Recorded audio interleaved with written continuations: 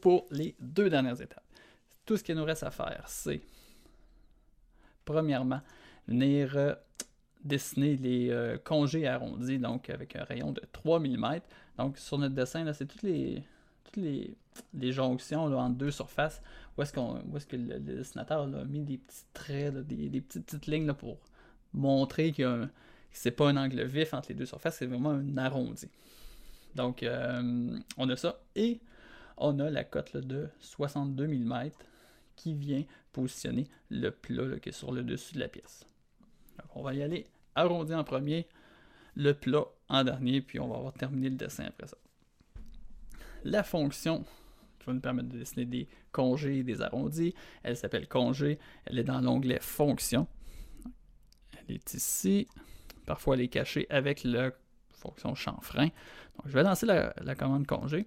La commande congé, parfois, elle devient un petit peu frustrante dans son utilisation.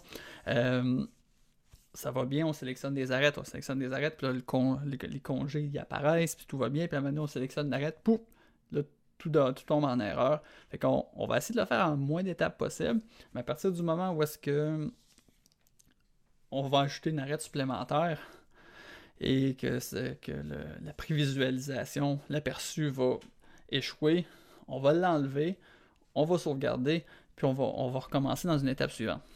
Donc, type de congé, c'est le premier à taille constante. Les objets arrondis, donc on va pouvoir sélectionner des arêtes ou des faces. On va y revenir. Propagation tangente, on va la cocher, la décocher. On va voir ce que ça fait là, en travaillant. Je vous invite à cocher aperçu intégral. Comme ça, à mesure qu'on va cliquer sur des arêtes ou des surfaces, on va avoir un aperçu du congé qui va se dessiner.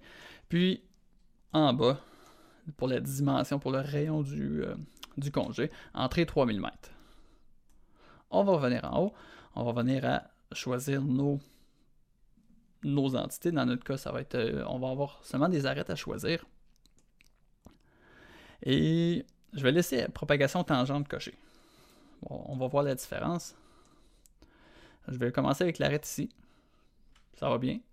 L'arête ici en haut. Ça va bien. Je vais essayer d'ajouter l'arête ici sur le côté. Ça va bien. L'arête ici sur le côté. Tout tombe en erreur. Donc, ce que je vais faire, je vais cliquer dessus pour la désélectionner. Je vais essayer de cliquer sur l'autre côté sur nos deux arêtes de chaque côté du petit cylindre. Ça fonctionne, on va sauvegarder. Donc on va accepter, on va cliquer sur le crochet vert pour OK. Et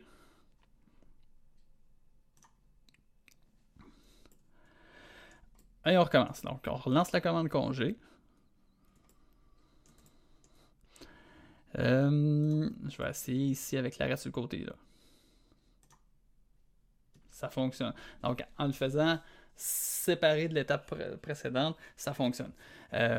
En fait, ce qui arrive, c'est que la première série de congés a été comme tracée indépendamment, puis lorsqu'on arrête, on ajoute ici l'arête, et étant donné qu'on a coché propagation tangente, on n'a pas sélectionné que cette arête-là, on a sélectionné aussi automatiquement toutes les autres arêtes qui étaient tangentes. Donc, en le faisant en deux étapes, ça fonctionne. Je vais aller voir de l'autre côté, ça devrait fonctionner aussi. Parfait. On va voir si on est capable d'ajouter en plus de ça les côtés ici de la bride. Est-ce qu'on est capable d'ajouter l'arête ici? On va voir. Ça tombe en erreur, on la désélectionne, on va accepter. Et on va relancer la commande congé de nouveau. Objet arrondi, l'arête ici. Donc en le faisant indépendamment, ça fonctionne. Son homologue de l'autre côté, ça fonctionne.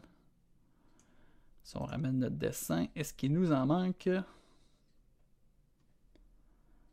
Non, je ne crois pas. Donc tout semble complet. Fait qu'on va simplement cliquer sur le crochet vert pour accepter ça. Et tout ce qui va nous rester à faire dans la dernière vidéo, c'est le plat là, sur le dessus de la première bride. Donc je vous attends dans la vidéo suivante.